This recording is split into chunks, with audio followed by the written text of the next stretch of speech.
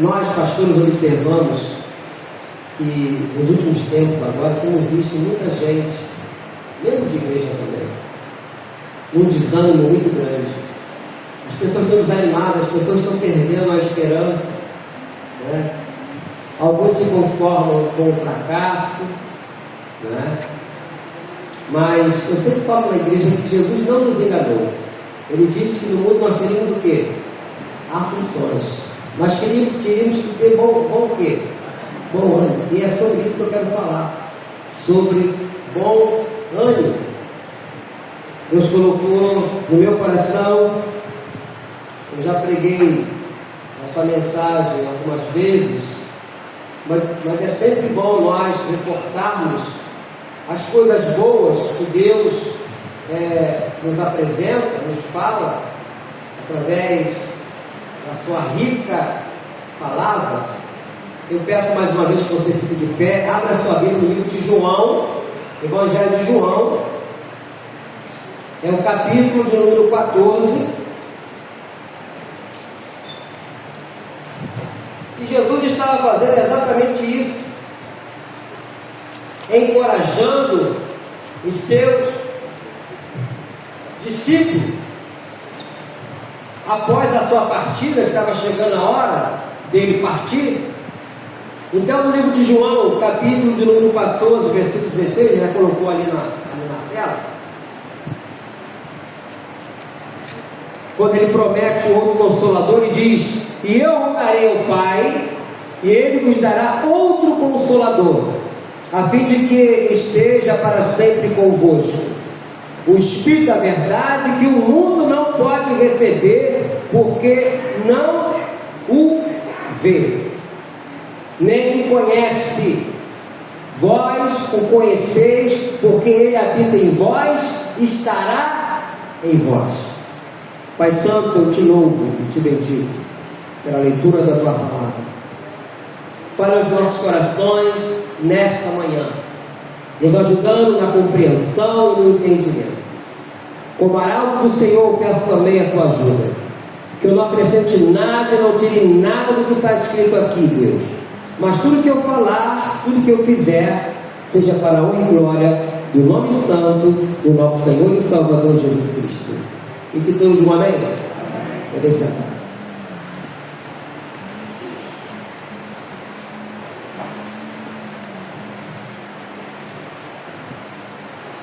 Certa feita eu contei aqui uma história, obviamente é uma lenda, né? Mas só para a gente ter uma conclusão daquilo que o inimigo das nossas almas faz na vida das pessoas. É uma lenda, né? Sobre um leilão que houve no inferno, onde ferramentas usadas pelo diabo estavam sendo exibidas, né, para esse leilão. Contudo, escondida num canto à parte, havia uma determinada ferramenta, onde logo abaixo seria os seguintes dizeres: não está à venda. Por que você não está vendendo aquela ferramenta? Perguntou o comprador ao diabo.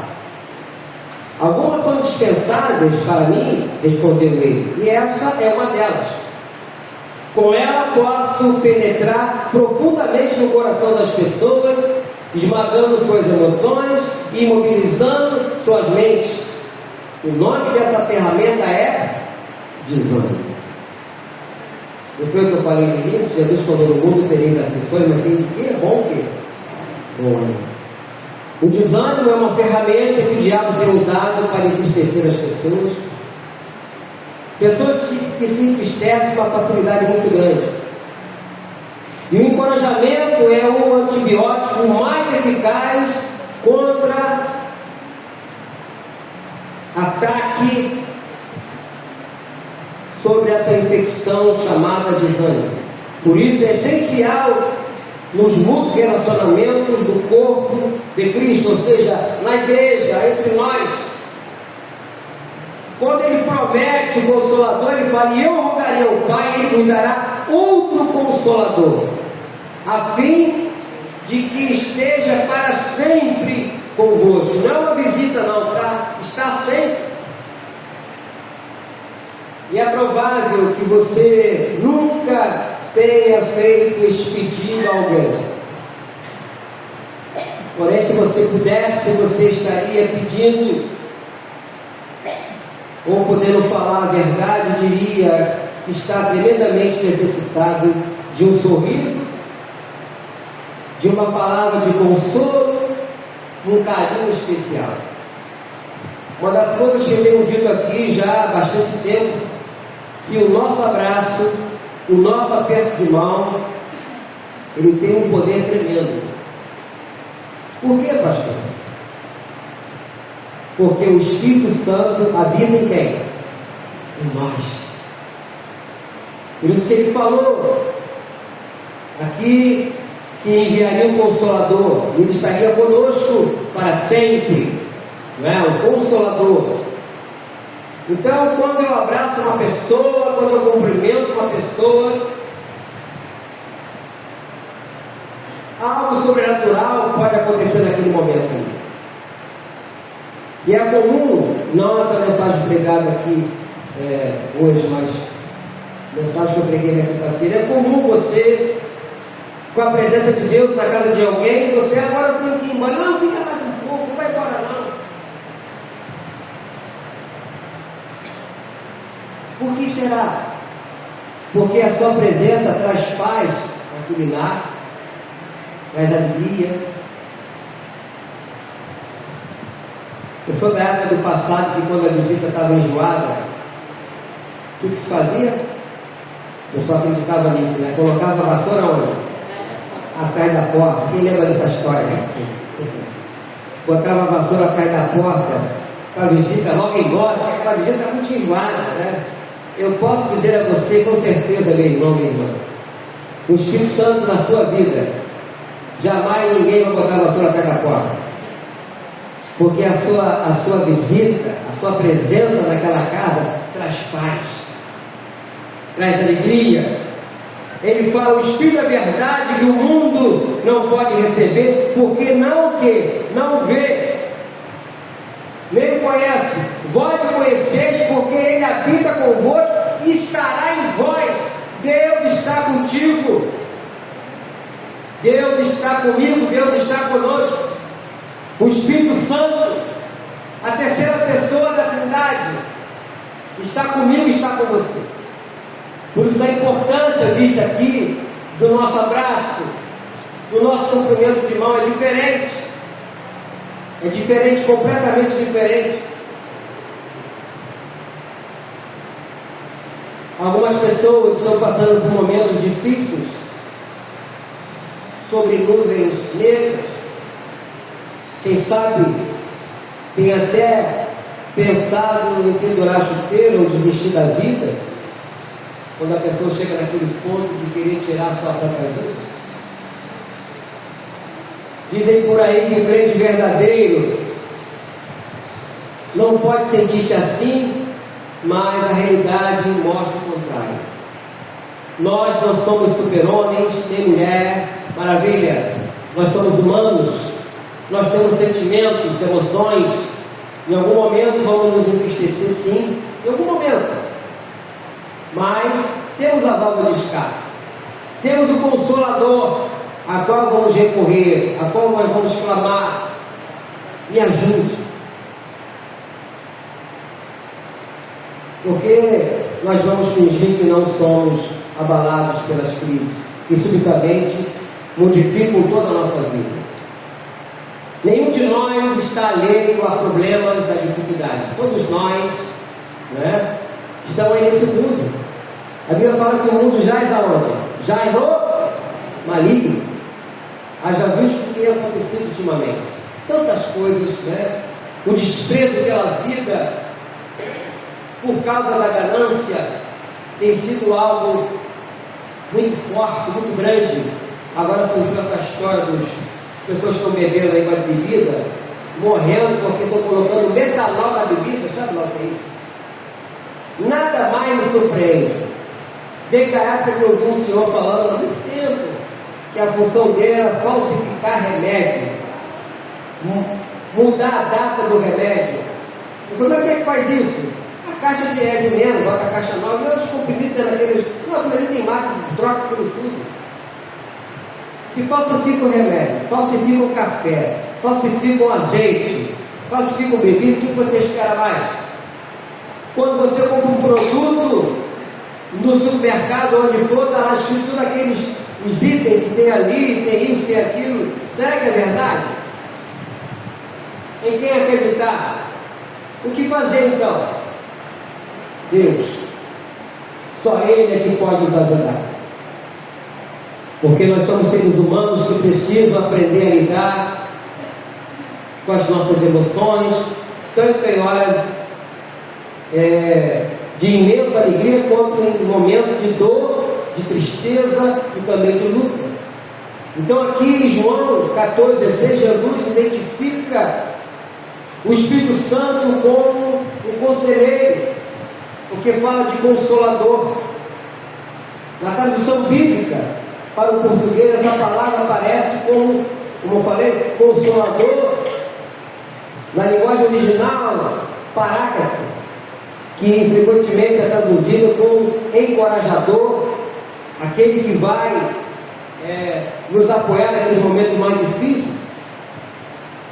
Na época em que viveu o Senhor Jesus, ela foi usada como termo técnico para descrever um advogado numa corte grega, alguém designado para apoiar, defender o acusado. Com o passar do tempo, a palavra passou a significar alguém chamar para ajudar, aconselhar, sustentar, apoiar, encorajar. Essa tem que ser a nossa função como cristãos. Fazemos como fizemos no sábado passado, o evangelismo de rua, que nós fazemos uma vez por mês.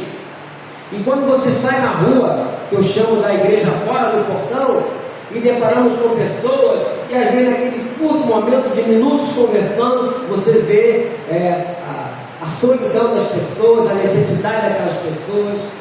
Normalmente pedimos os seus nomes para escrevermos, para trazermos para a oração, porque senão tem vários nomes de pessoas aqui.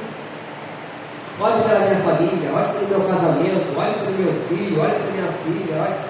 Você vê a necessidade das pessoas, o quanto elas precisam de uma palavra encorajadora, uma palavra de fé. E nós, como cristãos, fomos chamados para isso. Todos nós. Nós não fomos chamados para brigar com ninguém, para ficar discutindo política com ninguém. Nós não fomos chamados para isso.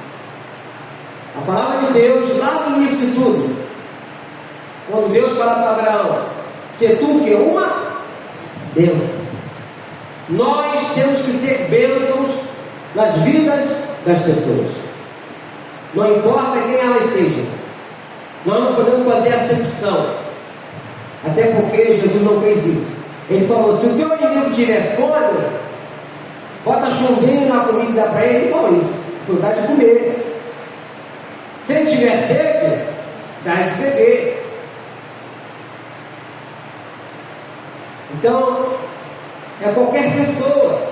Nós temos que ser esse diferencial. Mas para que isso aconteça, é necessário que o Espírito Santo esteja conosco.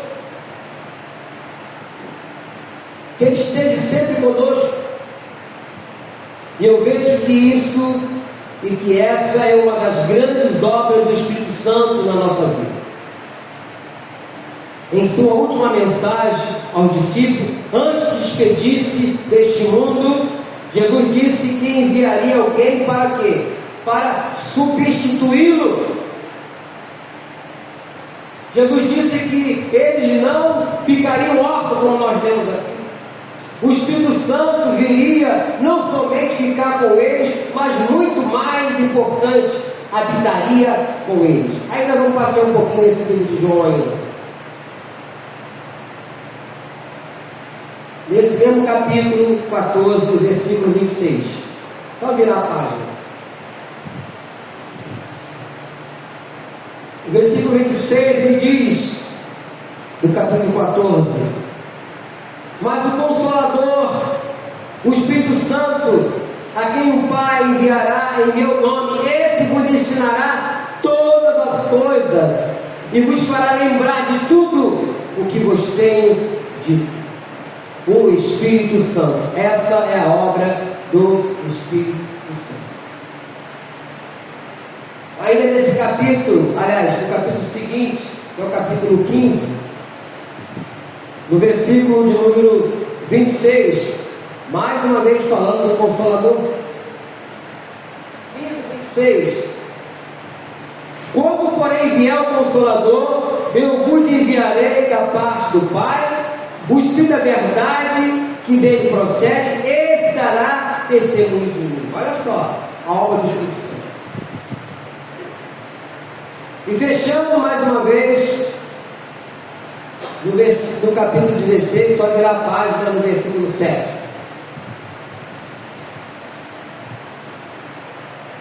Mas eu vos digo a verdade, convém que eu vá, porque se eu não for, Jesus falando, o Consolador não virá para vós outros. Se porém eu for, eu vou enviar. Ou seja, em cada uma dessas passagens aqui, o Espírito Santo realiza um ministério específico. Primeiro, habita conosco. E diz aqui, para sempre. Segundo, ensina todas as coisas. Terceiro, ensina, testifica de Jesus. E quarto, substitui a Jesus. É o Espírito Santo, eu costumo dizer, e é uma grande verdade.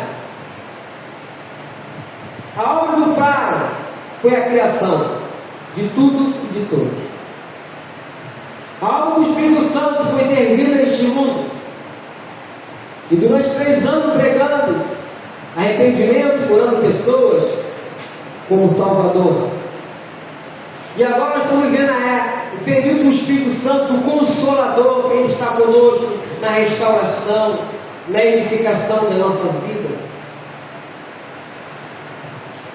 E o resumo do encorajador é quem continua o ministério de Cristo na terra. Ele continua habitando, apoiando, ajudando, motivando, dando poder aos que creem no Senhor Jesus. E o apóstolo Paulo foi muito sábio a falar sobre esse assunto. Por isso, meus irmãos, da importância da leitura da palavra de Deus. Quando você lê a Bíblia, quando você estuda a Bíblia, você não é enganado. Por isso nós temos o cuidado de pregar a mensagem do Evangelho e fazer com que você acompanhe na leitura. Porque certa feita o nosso Senhor Jesus falou o seguinte: errai ao não conhecer as Escrituras. Então as pessoas erram por não conhecer as Escrituras. E ele continua dizendo: e conhecereis o que é a verdade. Ele está falando dele, Jesus. Ele é a verdade, o verbo vivo que desceu do céu. Ele é a verdade. Infelizmente esse versículo foi usado erradamente um tempo atrás aí.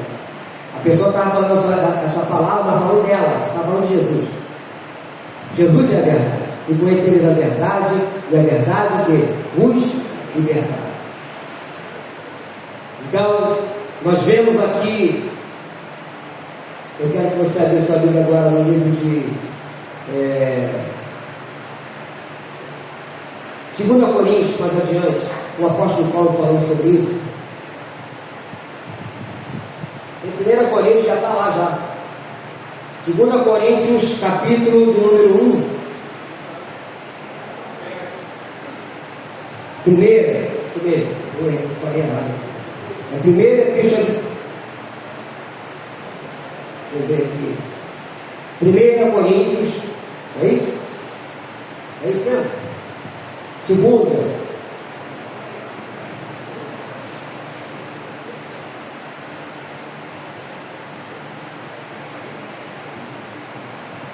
É isso mesmo.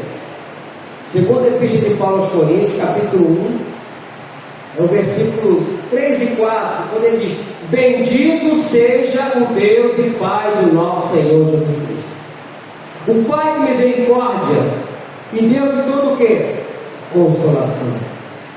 É Ele que nos conforta em toda a nossa tribulação, para podermos consolar os que estiverem em qualquer angústia, com a consolação com que nós mesmos somos contemplados por Deus. Ou seja, começa primeiro por nós e em nós. Nós somos consolados, nós somos confortados por Deus, recebemos da parte de Deus essa consolação. Aí eu volto lá para o abraço, do nosso abraço, do nosso cumprimento de mão, da nossa palavra para aquela pessoa. O efeito que isso tem, o efeito, e por sinal, grande efeito, porque o Espírito Santo habita em nós, e muitas das vezes nós vamos falar para pessoas, não é aquilo que nós queremos, mas aquilo que Deus quer que falemos. Ou seja, Ele vai estar nos inspirando a falar para as pessoas. É Deus falando através de nós, o Espírito Santo em nós. Por isso que certa feita Paulo fala, né? Cristo em nós é o quê? É a esperança da glória, ou seja, o Espírito Santo em nós, na nossa vida. E nós ali consolando, falando, ensinando, mostrando a verdade a essas pessoas. O encorajamento glorifica a Deus. Quando nós fazemos visita no hospital, como costumamos fazer, ou no lar de uma pessoa, nós vamos para lá para levar uma palavra de encorajamento. E eu tenho ensinado, sempre ensinei aqui, né, os grupos que faziam visita nos hospitais, você não tem que chegar lá para fazer uma visita no hospital e começar a falar de doença. Você não tem que falar de doença. Você não pode chegar no hospital e começar a falar de desgraça. A pessoa já está lá internada, está com uma enfermidade, está lá no processo aquele processo todo lá de passar por exames, cirurgia, o que for. Nós temos que chegar lá com palavras de encorajamento. Não é? Isso não é utopia, não, isso é verdade, a Bíblia ensina isso. E está escrito aqui. Aqui é muito claro quando fala: bendito seja o Deus e Pai de nosso Senhor Jesus Cristo, Pai de misericórdia e Deus de toda consolação. É que Ele nos conforta em toda a nossa tribulação, para podermos consolar os que estiverem em qualquer angústia, com a consolação com que nós mesmos somos contemplados por Deus. Faz me lembrar, ainda era obreiro na igreja lá em Irajá, na década de 80, e o pastor Dilene, foi pastor meu da Jandira, da Anitta, ele teve um problema, que ele estressou, mas ficou muito preocupado com a igreja lá de Santos, tinha um problema lá na igreja, e ele teve um princípio de ecampo, foi internado lá no hospital Derrama. Não foi esse último não, foi lá atrás. Foi lá atrás, estava lá na igreja. Aí, ele, foi muito tempo atrás, estava internado e o diácono da igreja, o diácono Reinaldo, foi visitá-lo. E tinha um culto chamado Culto da Senhora na parte da tarde, às quintas-feiras. E terminou o culto começava às 15 horas, terminava às 17 horas, e nós fomos lá e voltaria do hospital para trazer notícia. Naquela época não existia esse negócio de celular, nada disso. Ele está na porta da igreja, tinha um fusquinho, parou o Fusca. E aí, irmão Reinaldo, e o pastor Tunene? Ele só balançava a cabeça assim. Só tipo negativo, né? Só balançava a cabeça. Mas o que está acontecendo, irmão? O que houve? Ele balançando a cabeça. Ele deve ter morrido. Está perguntando para a pessoa que está no hospital. A pessoa está balançando a cabeça o tempo todo? Não foi nada disso. Ele estava fazendo um tratamento. Só que o irmão foi lá e viu a situação dele, achou que o negócio estava... Já viu aquelas pessoas quando aumentar o negócio?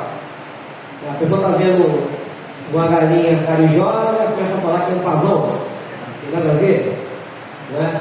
Enfim, tem gente assim.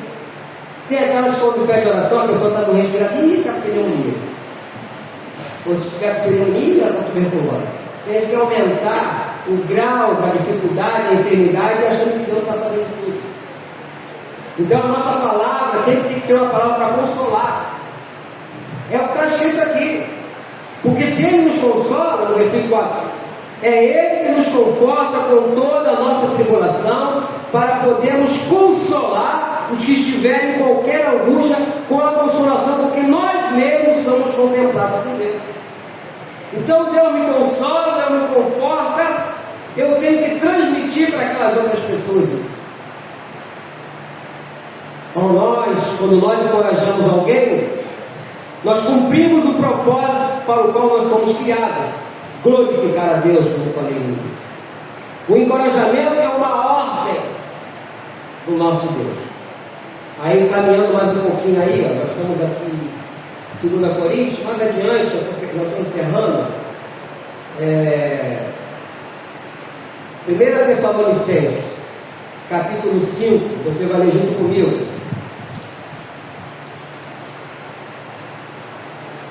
Versículo 11. Vamos ler juntos. 1 Tessalonicenses 5, versículo 11. Vamos ler juntos. Consolai-vos, pois, uns aos outros, edificai-vos reciprocamente, como também estáis fazendo. Então é uma ordem. Se eu tenho o Espírito Santo na minha vida, se nós temos o Espírito Santo, esse é o nosso dever, esse é o nosso papel, de consolar, levar uma palavra de ânimo, de orar por aquela pessoa, né? Como eu falei, nunca vai para o hospital conversando com a pessoa falando: eu conheci fulano que teve isso, eu conheci fulano e morreu fulano que teve isso também. Você não vai falar isso. Não importa o tamanho, o grau do quadro daquela pessoa.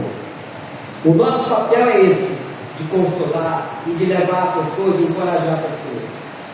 Então, é uma das maiores tarefas da igreja, que somos nós.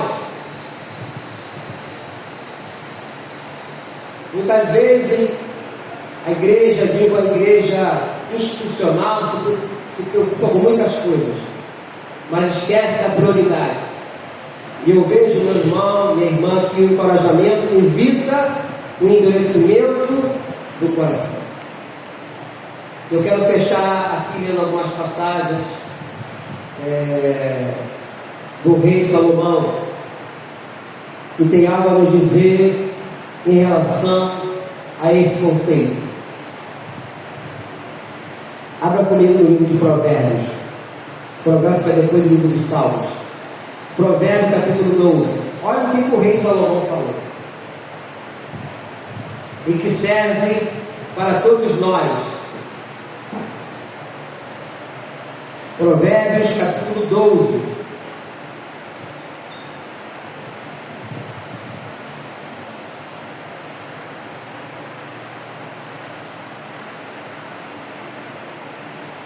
Você vai ler junto comigo o versículo 25.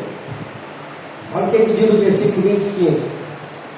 A ansiedade no coração do homem o abate, mas a boa palavra o quê? O alegra. Está vendo aí? O cara está abatido, a pessoa está ali triste, aí você chega, leva uma boa palavra. O que é que vai fazer? Vai alegrar o coração daquela pessoa. Vamos caminhando aí no provérbio aí, capítulo 16.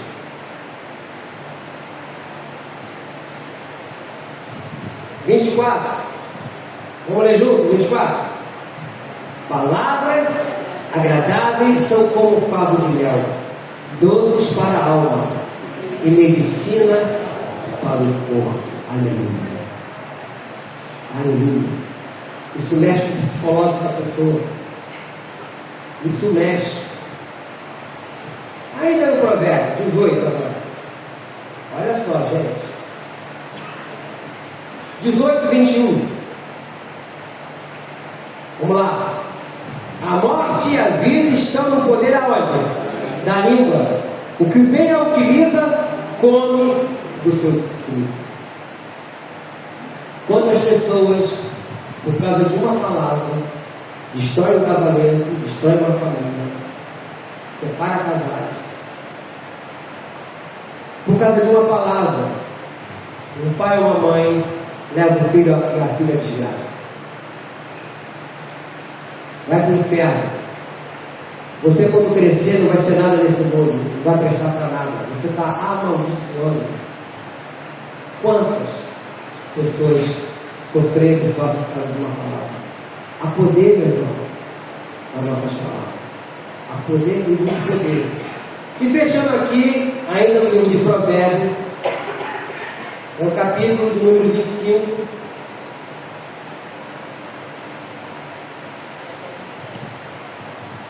Eu gosto muito desse versículo. Provérbios 25, versículo 11. Vamos ler juntos. Como maçã de ouro em salva de prata, assim é a palavra dita a seu tempo. O livro de, mais adiante, o livro de Eclesiastes, no capítulo 3, fala que há tempo para tudo. Há tempo para falar, para ficar quieto, para rir, para chorar. Tem pessoas que falam na hora que não é para falar. Vamos lembrar de Jesus? Jesus estava sendo escarnecido pelos seus algozes. Cuspiram nele, colocaram uma coroa de espinho. A Bíblia diz que, como ovelha muda, ele foi levado ao matadouro, mas não o quê? Não abriu a sua boca. A única coisa que ele falou em determinado momento foi: Pai, perdoa-os porque eles não sabem o que fazem. Há pessoas que não sabem falar na hora certa. Pessoas, muitas das vezes, brigam até com a verdade de Deus. Mas a palavra de encorajamento tem que estar em nós. Nós somos agentes de milagres. Somos as pessoas que vão nos levar uma palavra de ânimo. Mesmo que muitas das vezes aquela pessoa não quer. Por exemplo, falo muito da Anitta aqui, porque a Anitta fez muito isso. Fez algumas vezes comigo também. Você vai no hospital visitar uma pessoa e você vai se aproxima do leito, a pessoa está ali sofrendo, e antes de você chegar próximo dela, ela está te esbravejando. Não quero não. Se Deus fosse tão bom assim, eu não estaria aqui. Já te escorraça. O que você faz? Vai brigar com a pessoa? Não. Vira as costas para a enfermaria, vai visitar outro paciente que queira. Não vai brigar com ninguém, não vai discutir com ninguém. Porque a nossa palavra não pode ser nunca a palavra agressiva de discutir com a pessoa, e alguns fazem até pior. Ainda manda a pessoa para o inferno. Pergunta é: onde é que a Bíblia te diz isso? Jesus mandou te fazer isso? Deus manda te fazer isso? Mandar a pessoa para o inferno? Agora eu fecho assim.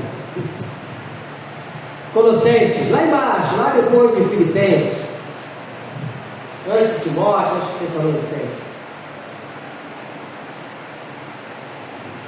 Colossenses, capítulo de número 4, nós já falamos isso aqui muitas vezes.